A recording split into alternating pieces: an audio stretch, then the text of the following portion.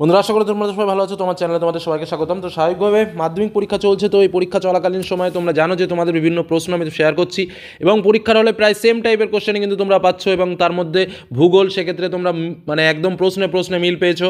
তারপরে বাংলার ক্ষেত্রে রচনা, প্রবন্ধের প্রশ্ন বিভিন্ন জায়গা থেকে হুবহু মিল পেয়েছো।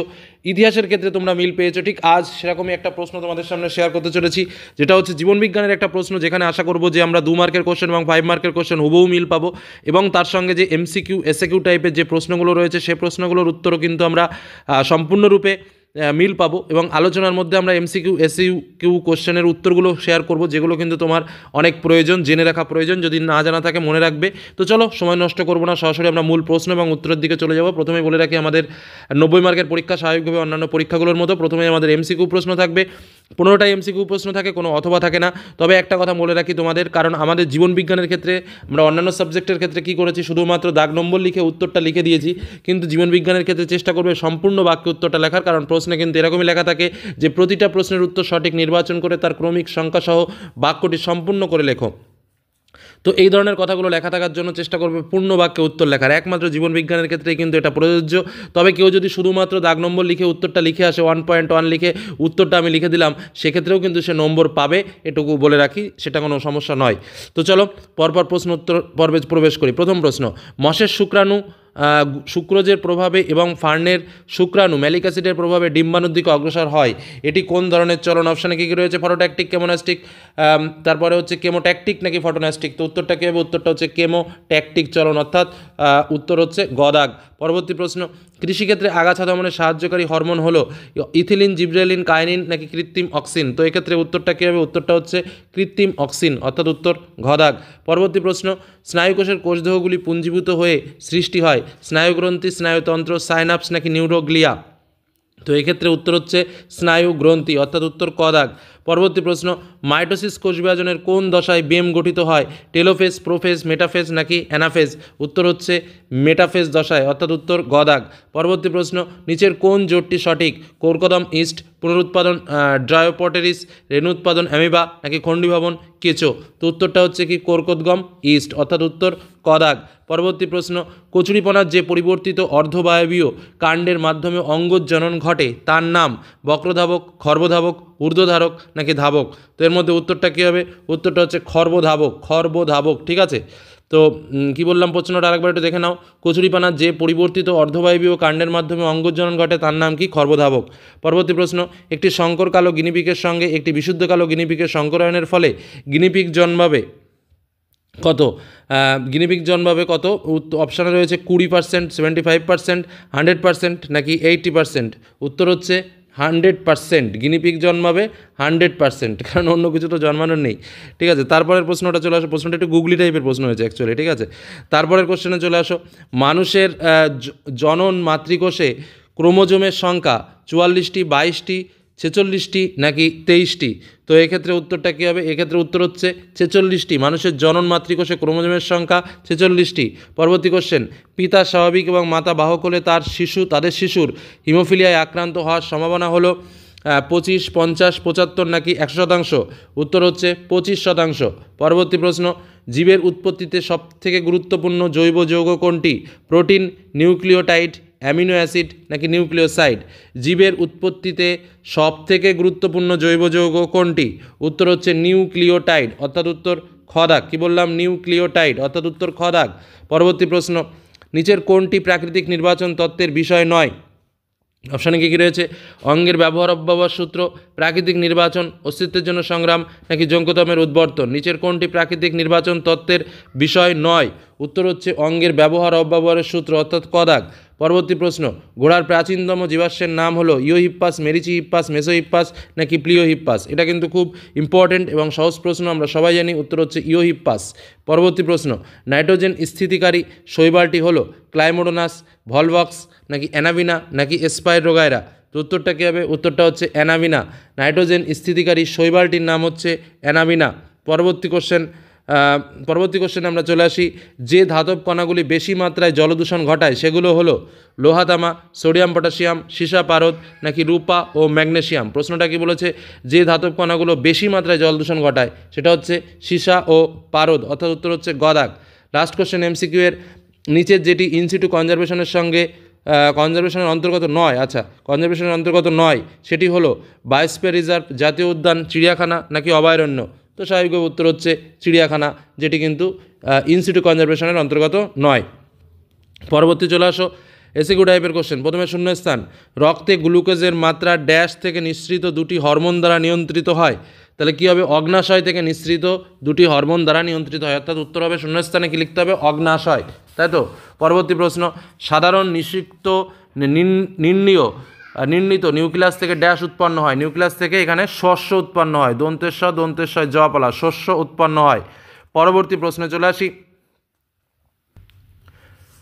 মেন্ডেল এপন জনু উৎপাদনের জন্য বিশুদ্ধ দীর্ঘকার ও বিশুদ্ধ খর্বকার মটর গাছের মধ্যে ড্যাশ পরাগযোগ ঘটিয়েছিলেন। এক্ষেত্রে কী হবে? এটা উত্তর হচ্ছে ইতর পরাগযোগ ঘটিয়েছিলেন। কী হবে? ইতর পরাগযোগ ঘটিয়েছিলেন, ইতর। পরবর্তী প্রশ্ন, ফণিমনসার পর্ণকাণ্ড ও আলুর স্ফীতকন্দ ড্যাশ অঙ্গের উদাহরণ। এক্ষেত্রে কী হবে? কোন অঙ্গের উদাহরণ? এটা হচ্ছে সমসস্ত অঙ্গের উদাহরণ। তাহলে কী হবে? সমসহস্ত, দন্তেশ্বয় অনেশ্বর দন্তেশ্বয় হয়, সমসস্ত অঙ্গের উদাহরণ। পরবর্তী প্রশ্ন, দীর্ঘদিন ড্যাশ ডেসিবেল শব্দের মধ্যে বাস করলে বধিরতা দেখা যায়। উত্তরটা লিখবে 100, 100 ডেসিবেল শব্দের মধ্যে যদি দীর্ঘদিন ধরে বাস করা হয় তাহলে কিন্তু বধিরতা দেখা যায়। তারপরে কোশ্চেন, গুজরাটের গির জাতীয় উদ্যানে ড্যাশ প্রকল্প গড়ে তোলা হয়েছে। সিংহ সংরক্ষণ প্রকল্প গড়ে তোলা হয়েছে। পরবর্তী কোশ্চেন, ঠিক ভুলে চলে আসি, অগ্নাশয় থেকে আলফা কোষ থেকে ইনসুলিন, অগ্নাশয়ের আলফা কোষ থেকে ইনসুলিন নির্গত হয়। এটা ঠিক না ভুল? কি বললাম? অগ্নাশয়ের আলফা কোষ থেকে ইনসুলিন নির্গত হয়, এটা কিন্তু ভুল। তারপরটা চলে আসো, দেহের ভারসাম্য রক্ষা করা লঘু মস্তিষ্কের একটা গুরুত্বপূর্ণ কাজ। অবশ্যই এটা ঠিক। পরবর্তী প্রশ্ন, আরএনএ এবং ডিএনএ উভয় গঠনেই নিউক্লিওটাইড থাকে, এটাও কিন্তু সঠিক। তারপরেরটা কি বলছে? ঘোড়ার অগ্রপদ ও মানুষের হাত সমস্ত অঙ্গের উদাহরণ, এটাও কিন্তু সঠিক। তারপরে কোশ্চেন, ধোঁয়াশা হলো ধোঁয়া ও ধুলোর সংমিশ্রণ, এটা কিন্তু মিথ্যা। তারপরটা চলে আসো, ইউনেস্কো দ্বারা স্বীকৃত পশ্চিমবঙ্গের একটি বৃহৎ জীববৈচিত্র্যপূর্ণ অঞ্চল হলো সুন্দরবন, এটা কিন্তু একদম সঠিক কথা, অর্থাৎ ঠিক। তারপরে এ স্তম্ভের সঙ্গে বি স্তম্ভ, আচ্ছা চলে আসো এ স্তম্ভের সঙ্গে বি স্তম্ভ। প্রথমে দেখো কি রয়েছে এখানে, আমরা দেখতে পাচ্ছি র্যানভেরের পর্ব, পূর্ব হিমালয় হটস্পট, কোয়াসারভেট মাছের পটকার অগ্রপ্রকোষ্ঠ, এডিএইস ব্রঙ্কাইটিস রোগ। এদিকে রয়েছে বৃক্ষনালিকা জল বিশেষায়ন ঘটায়, ডেনড্রন গ্যাস উৎপাদন, ক্লোমোসাকার প্রদাহ, রেড পান্ডা, ওপারিন অ্যাকশন। তো প্রথমটা কি রয়েছে দেখো, প্রথমটা রয়েছে র্যানবিয়ারের পর্ব। তো র্যানবিয়ারের পর্বের সঙ্গে কোনটা যাবে? তো তোমরা দেখতেই পাচ্ছ এখানে যে কটা অপশানে আমাদের রয়েছে, র্যানবিয়ারের পর্বের সঙ্গে আমাদের মিলটা হবে হচ্ছে অ্যাকশনের, অর্থাৎ এই যে জি দাগেরটা, ঠিক আছে।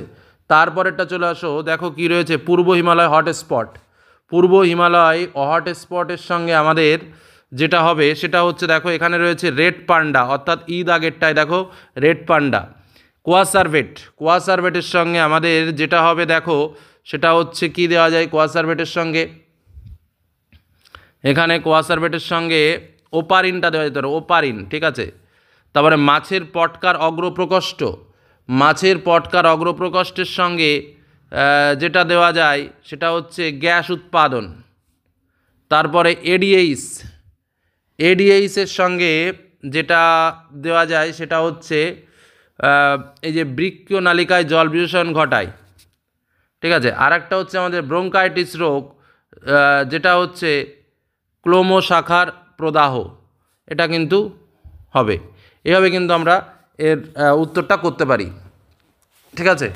তারপরের প্রশ্নে আমরা চলে আসি শব্দজোড়। দেখো দ্বিতীয় শব্দজোড়টি শূন্যস্থান উপযুক্ত শব্দ বসাও। প্লুরা যদি ফুসফুস হয় তাহলে মস্তিষ্ক কী হবে? মেনিনজেস। কি বললাম? মেনিনজেস। আচ্ছা তারপরে কোশ্চেন চলে আসি, দ্বিতীয় শব্দজোড় প্লুরা, আচ্ছা বললাম টিএসএইচ কোন গ্রন্থি থেকে খরিত হয়? পিটুইটারি গ্রন্থি থেকে খরিত হয়। তারপর দেখো বিসদৃশ্য শব্দটি বেছে লেখো। প্রোফেজ, ক্যারিওকাইনোসিস, মেটাফেজ, আর একটা হচ্ছে অ্যানাফেজ। তাহলে এর মধ্যে বিসদৃশ্য কোনটা হবে? বিসদৃশ্য হচ্ছে ক্যারিওকাইনোসিস, ঠিক আছে। একটি জীবন্ত জীবাশ্মের উদাহরণ দাও। উত্তর লিখবে পেরিপেটাস। কি বললাম? পেরিপেটাস, পেরিপেটাস, ঠিক আছে। যাই হোক, বংশগতিতে 1:2:1 কে কি অনুপাত বলে? এটা হচ্ছে এক সংকর জননের জিনোটাইপিক অনুপাত বলা হয়। কি বললাম? এক সংকর জননের জিনোটাইপিক অনুপাত বলা হয়। পরবর্তী প্রশ্ন, বিশ্ব পরিবেশ দিবস কবে পালিত হয়? এটা খুবই সহজ কোশ্চেন, 5ই জুন তারিখে। জলে ক্যাডমিয়াম দূষণের ফলে কোন রোগ দেখা যায়? ইটাই রোগ দেখা যায়। পরবর্তী প্রশ্ন, নিচের 4টি বিষয়ের মধ্যে 3টি খুঁজে একই বিষয়ের অন্তর্গত যে বিষয়টি খুঁজে বের করো তার নাম লেখো। আচ্ছা, পায়রার বায়ুথলি, রুই মাছের পটকা, অঙ্গসংস্থানগত অভিযোজন, ক্যাকটাসের কাঁটা। তো এর মধ্যে উত্তরটা হবে কি? উত্তরটা হচ্ছে অঙ্গসংস্থানগত অভিযোজন, যার মধ্যে সবগুলো আছে। আচ্ছা, তারপরে দেখো 2 মার্কের কোশ্চেনগুলো একটু দেখে নিই। কোন ধরনের চলন তা নিচের উল্লিখিত চলনগুলি কোন ধরনের চলন তা নিয়ে নির্ণয় করো। আচ্ছা, জলের দিকে ক্লাই মোডোমোনাসের গমন, সূর্য শিশিরের পতঙ্গকে আঁকড়ে ধরা, সিএসএফ এর অবস্থান ও কাজ বিবৃতি করো, পশ্চাৎ মস্তিষ্ক আঘাতপ্রাপ্ত হলে কী কী কাজ ব্যাহত হতে পারে, ইনসুলিন কী কী উপায়ে রক্তে গ্লুকোজের মাত্রা হ্রাস করে, নর ও টেলোমিয়ারের অংশের একটি করে গুরুত্ব লেখো, নিম্নলিখিত উদ্ভিদগুলি কোন কোন পদ্ধতিতে বংশবিস্তার করে, মিষ্টি আলু, কচুরিপানা, পাথরকুচি, স্পাইরোগাইরা। কোন কোষে বিভাজনের সময় সাইটোকাইনোসিস না ঘটলে কি, কোনো কোষে বিভাজনের সময় সাইটোকাইনোসিস না ঘটলে কী লক্ষ্য করা যাবে? থ্যালাসেমিয়ার বিস্তার রোধে জেনেটিক কাউন্সেলিং কীভাবে সাহায্য করতে পারে? মোটরফুল স্বপরাগী ও উভলিঙ্গ হওয়ার মেন্ডেলের পরীক্ষার ক্ষেত্রে কী কী সুবিধা হয়েছিল? একসংখ্য জননের F2 জন্যতে কোন ক্ষেত্রে জিনোটাইপ ও ফেনোটাইপ একই হতে পারে? চেকার বোর্ডের সাহায্যে দেখাও। সমস্ত অঙ্গ দ্বারা কোন প্রকার বিবর্তন নির্দেশিত হয়? তোমার উত্তরে যথার্থতা বিচার করো। উটের দেহে মরু অভিযোজনের জন্য আরবিসি কী কী পরিবর্তন লক্ষ্য করা যায়? বিবর্তনের প্রমাণ হিসেবে জীবাশ্ম কতটা কার্যকরী ব্যাখ্যা করো। জলে অজৈব দূষকের মাত্রা বৃদ্ধি পেলে কী কী পরিবর্তন লক্ষ্য করা যাবে? জীববৈচিত্র্য সংরক্ষণে জেএফএম কতটা কার্যকরী? কী কী শর্তে কোনো একটি অঞ্চল জীববৈচিত্র্য হটস্পট হিসেবে বিবেচিত হতে পারে? রেড পান্ডা বিলুপ্তির মুখ্য কারণগুলো কী কী? নিচের 6টি প্রশ্ন তার বিকল্প। 5 মার্কের কোশ্চেন কি? অক্ষিগোলকের চিত্র এবং চিহ্নিত করতে হবে কোরয়েড, কনজাংটিভা, অন্ধবিন্দু, আইরিশ। অথবাতে রয়েছে একটি প্রাণীকোষের মাইটোসিস কোষ বিভাজনে মেটাফেজ দশার পরিচ্ছন্ন চিত্র অঙ্কন করে তাতে ক্রোমাটিড, বেমতন্তু, সেন্ট্রোমিয়ার ও মেরু অঞ্চল দেখাও। তোমাদের বলেছিলাম যে প্রতিবর্ত চাপ আর অক্ষিগোলকটা খুব ভালো করে দেবে, কারণ এই দুটো করলে একটা পাবেই। দ্বিতীয় প্রশ্নে রয়েছে মাইটোসিস কোষ বিভাজনের প্রোফেজ ও টেলোফেজ দশার বিপরীত ঘটনাগুলি উল্লেখ করো। মিওসিস প্রক্রিয়া কীভাবে জীবের বিবর্ধনে সাহায্য করে? অথবাতে রয়েছে ডিএনএ, ক্রোমোজোম ও জিনের আন্তঃসম্পর্ক ব্যাখ্যা করো। ইউক্রোমাটিন ও হেটেরোক্রোমাটির মধ্যে দুটি বিষয়ের পার্থক্য লেখো। কুণ্ডলীকৃত অবস্থা, সক্রিয়তা। আচ্ছা, অসম্পূর্ণ প্রকটতা কিভাবে? পরবর্তী প্রশ্ন, অসম্পূর্ণ প্রকটতা কিভাবে মেন্ডেলের বংশগতি সূত্রে বিরোধিতা করে? চেকার বোর্ডের সাহায্যে দেখাও। পুরুষকে হেটেরোক্রোম্যাটিক লিঙ্গ বলা হয় কেন? পরবর্তী প্রশ্ন, পৃথিবীতে প্রাণের উৎপত্তির মুখ্য ঘটনাগুলি রেখাচিত্রের সাহায্যে প্রকাশ করো। দুটি উদাহরণের সাহায্যে শিম্পাঞ্জির বুদ্ধিমত্তার পরিচয় দাও। অথবা ঘোড়ার জীবাশ্ম কীভাবে ওই ব্যক্তির প্রমাণ হিসেবে কাজ করে ব্যাখ্যা করো। একটি পুকুরে বিভিন্ন মাছেদের মধ্যে কী কী ধরনের সংগ্রাম লক্ষ্য করা যায়? তারপরের প্রশ্ন দেখো, মানুষের কাজের ফলে কিভাবে পরিবেশ দূষিত হতে পারে তার একটা ধারণা মানচিত্র তৈরি করো। ইনসিটু সংরক্ষণের দুটি পদ্ধতির নাম লেখো। অথবা বহিরাগত প্রজাতির অনুপ্রবেশ কিভাবে স্থানীয় প্রজাতির বিলুপ্তি ঘটাতে পারে উদাহরণসহ আলোচনা করো। নাইট্রোজেন চক্রের ব্যাঘাত কিভাবে মানুষের ক্রিয়াকলাপের দ্বারা ঘটাতে পারে ব্যাখ্যা করো। তারপরে লাস্ট কোশ্চেন, পরিবেশগত কী কী কারণে মানুষের ক্যান্সার হতে পারে? প্রধান ও মুখ্য গ্রিনহাউস গ্যাসগুলির নাম লেখো। অথবা শব্দ দূষণের ফলে মানুষ ও বন্যপ্রাণীর ওপর কী কী কুপ্রভাব পড়তে পারে? গঙ্গার দুটি বিপন্ন প্রাণীর নাম লেখো। তো এইভাবেই প্রশ্ন কিন্তু তোমাদের পরীক্ষাতে আসতে চলেছে। একটা সেম মডেল কোশ্চেন শেয়ার করলাম। এই প্রশ্নের ভেতরে অনেক প্রশ্ন তোমরা পরীক্ষাতে পাবে, এটুকু বলে আজকের আলোচনা শেষ করছি। সকলে ভালো থেকো, সুস্থ থেকো, সাবধানে থেকো। ধন্যবাদ।